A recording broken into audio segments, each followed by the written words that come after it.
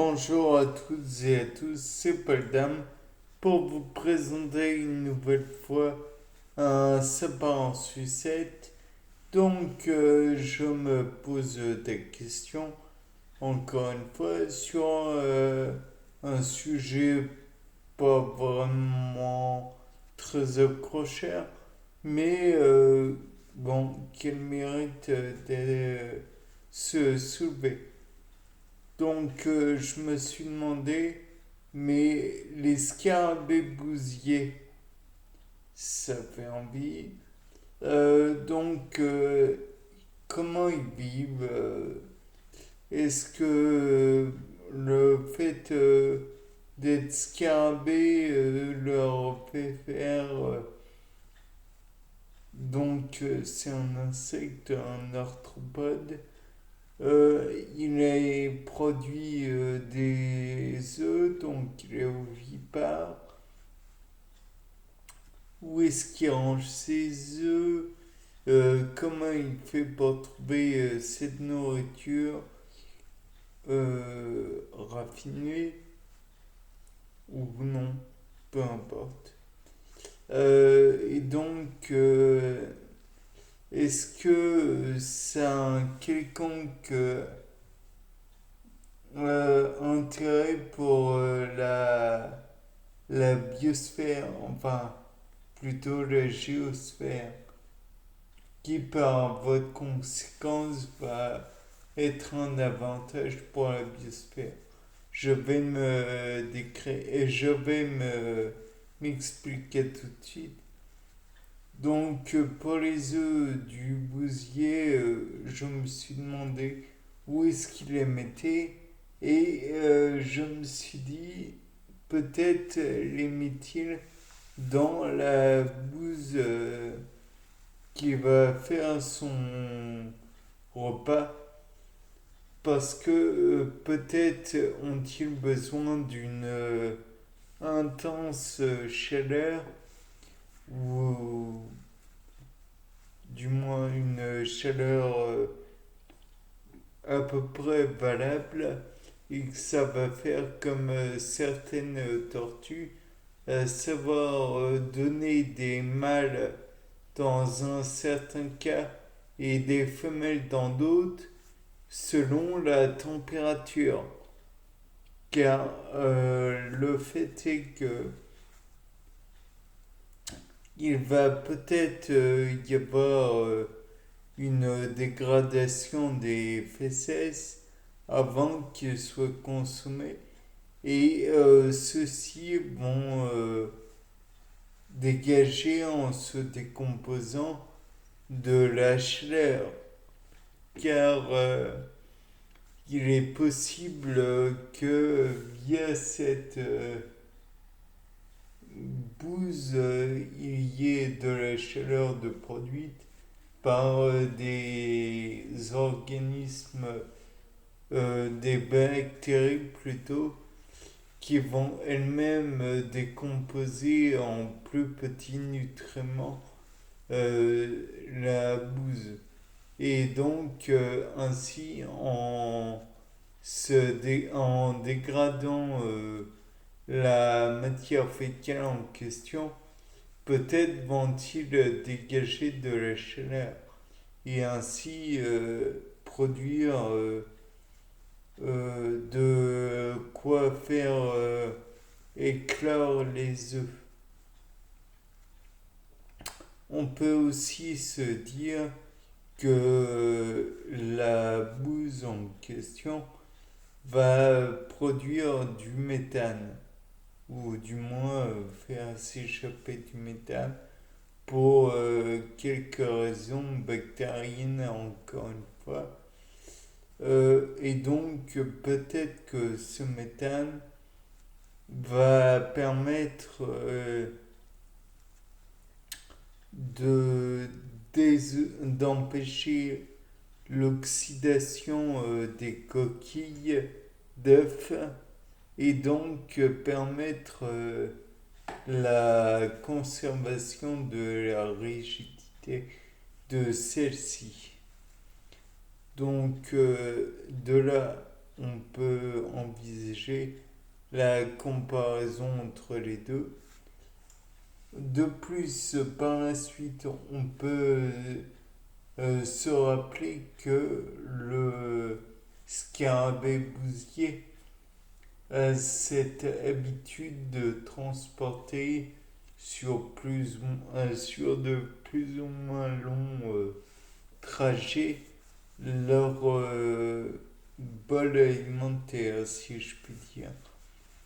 Et donc, on peut se dire que il va probablement en disséminer un petit peu au cours de ce trajet. Donc, la question qui me vient en tête, est-ce qu'il aurait un intérêt biologique, écologique même, pour l'enrichissement des sols et est-ce que ceux-ci, par voie de conséquence, vont permettre le développement de d'autres plantes qui, elles, pourraient avoir laissé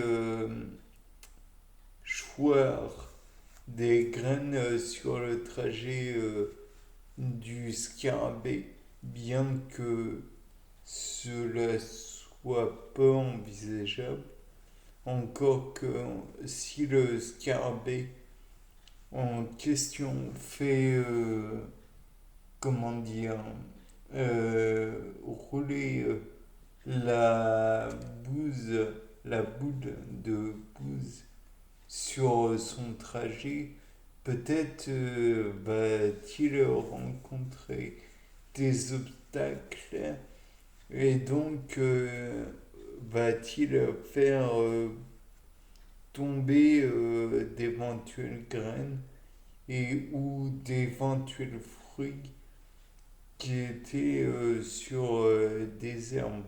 Et donc, par voie de conséquence, va-t-il amasser en raison de son mouvement de pousse les graines dans la matière fécale qu'il est en train de faire rouler.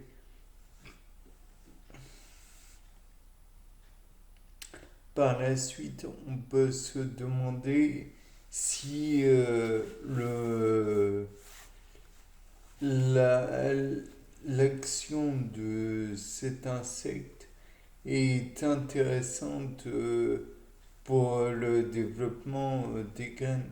Et je pense qu'en effet, elles le sont, puisque si il y avait, si on utilise le terreau, c'est qu'il est fait en partie à partir de fesses d'animaux du genre des bouses de vache ou du crottin de cheval. Et donc, par voie de conséquence, celles-ci contiennent tout un tas d'éléments qui, comme le potassium, les nitrates, le phosphore, le calcium, le magnésium, le soufre,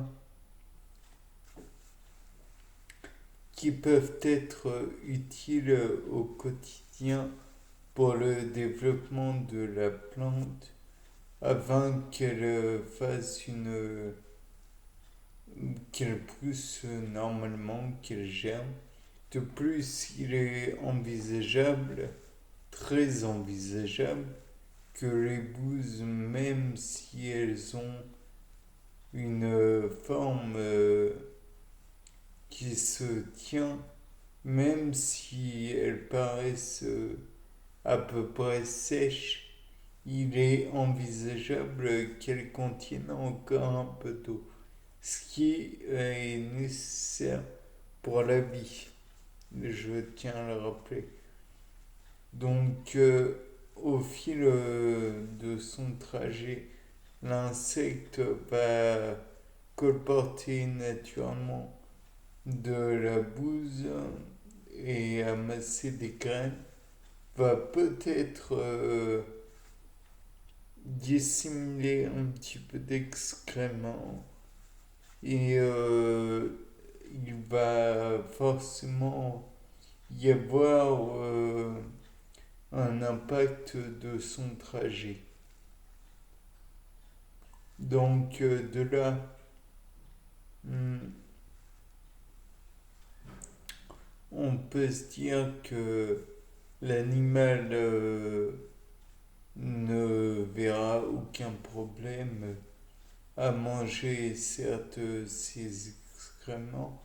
Néanmoins, peut-être auront-ils plus ou moins d'impact sur sa flore intestinale, puisque selon l'animal qui a excrété cela, il y aura une flore plus ou moins particulière.